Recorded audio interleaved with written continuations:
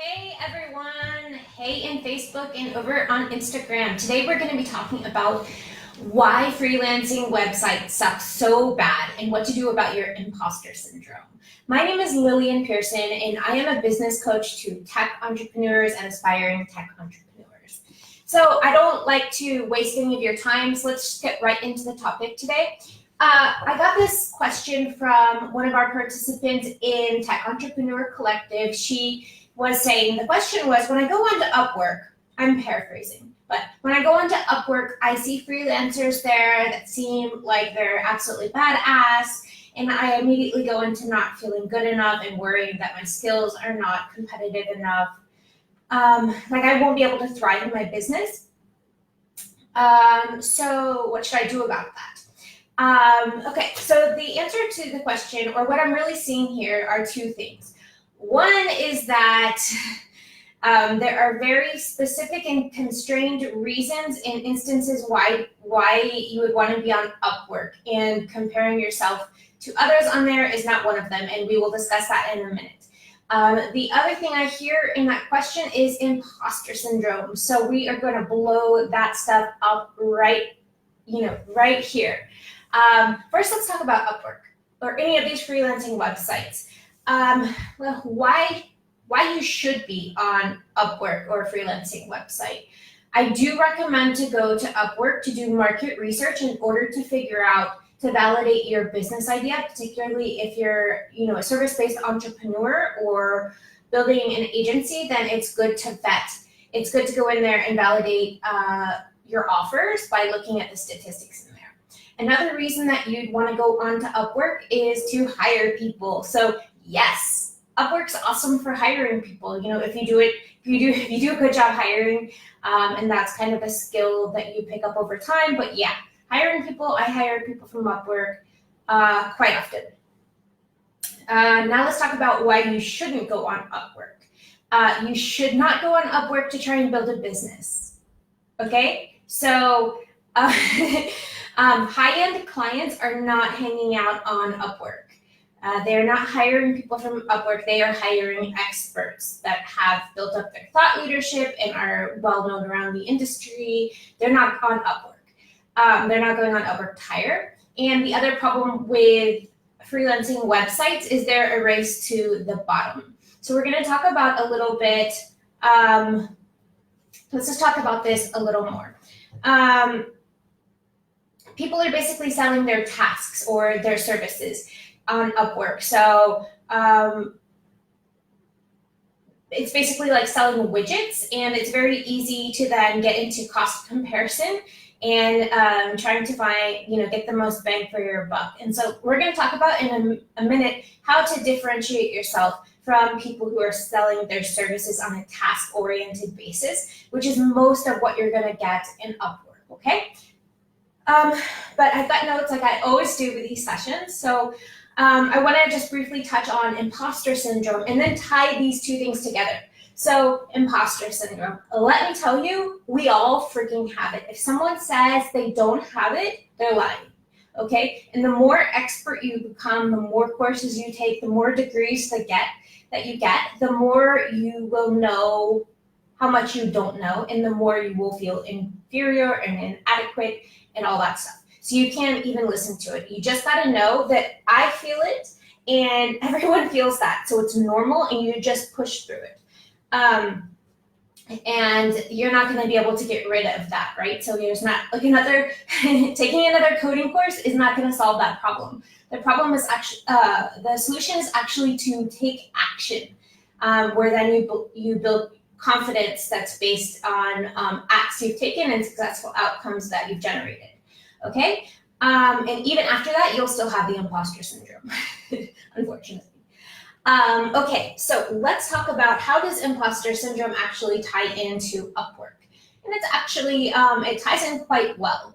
So let's talk about how to build a business, like an expert business where you're able to charge, $300 an hour plus. Okay, these types of businesses are these people that are running these businesses are selling transformation. So they're not selling, generally, they're not selling task-oriented work unless they're selling services by people in their business, like an agency. But in general, businesses that are doing well are selling an entire transformation.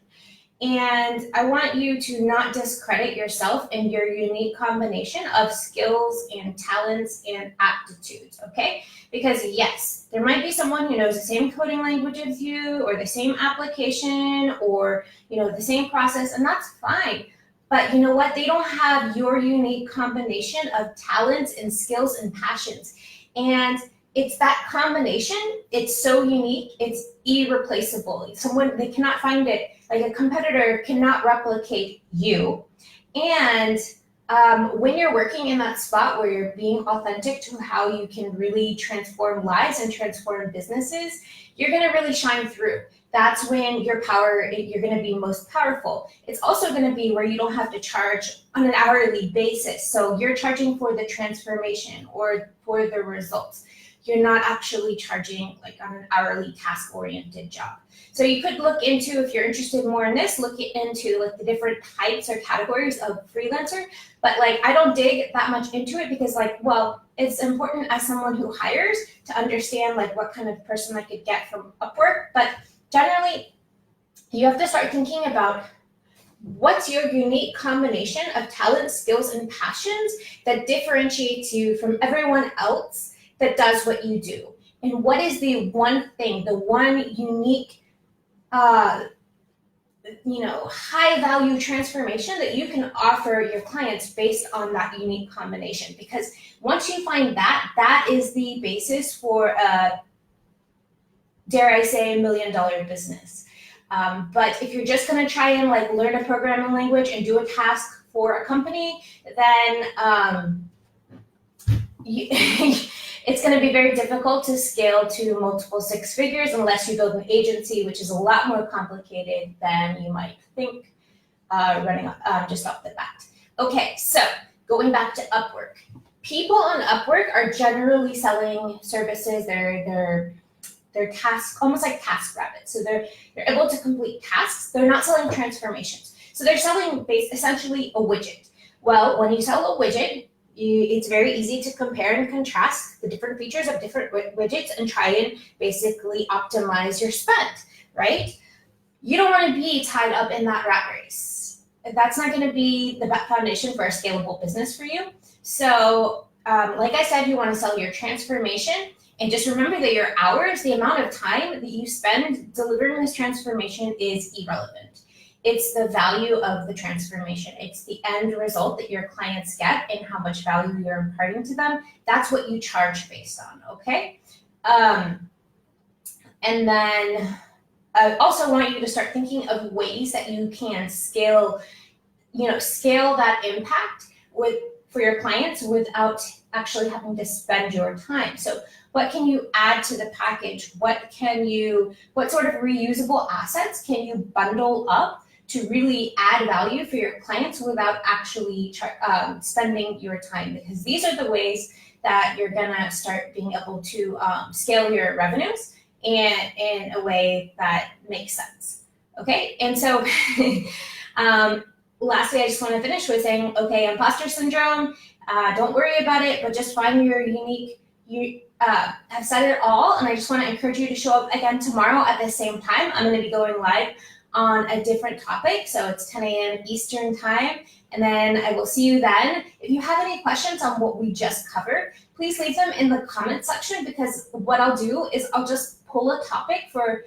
tomorrow's go live from the comments on this one, okay? All right, thank you so much for showing up.